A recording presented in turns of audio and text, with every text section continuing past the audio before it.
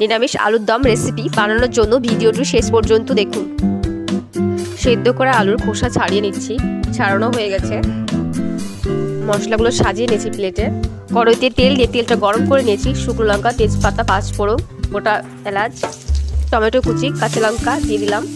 হালকা নাড়াচাড়া করে স্বাদ মতো লবণ, পরিমাণ মতো হলুদ গুঁড়ো দিয়ে জিরে পাউডার, সামান্য পরিমাণে ধনে পাউডার, কাশ্মীরি লঙ্কা পাউডার, মশলাকে ভালো করে কষিয়ে নেব। মশলা ভালো করে কষানো হয়ে গেছে। সেদ্ধ করা আলুগুলো দিয়ে দিলাম। মশলার সাথে সেদ্ধ করা আলুগুলো ভালো করে কষিয়ে নেব। কষানো হয়ে গেছে, পরিমাণ মতো জল দিয়ে দিলাম। হালকা নাড়াচাড়া করে নিলাম। 5 থেকে 6 মিনিট পর ফুটিয়ে গরম মশলার গুঁড়ো দিয়ে দিলাম। এবার আমরা ধনে পাতা কুচি দিয়ে দিলাম। নিরামিষ আলুর দম রেডি হয়ে গেছে। এবার আমরা নামিয়ে নিচ্ছি। এই রেসিপিটি যদি ভালো লাগে লাইক, কমেন্ট অ্যান্ড সাবস্ক্রাইব করে পাশে থাকবেন।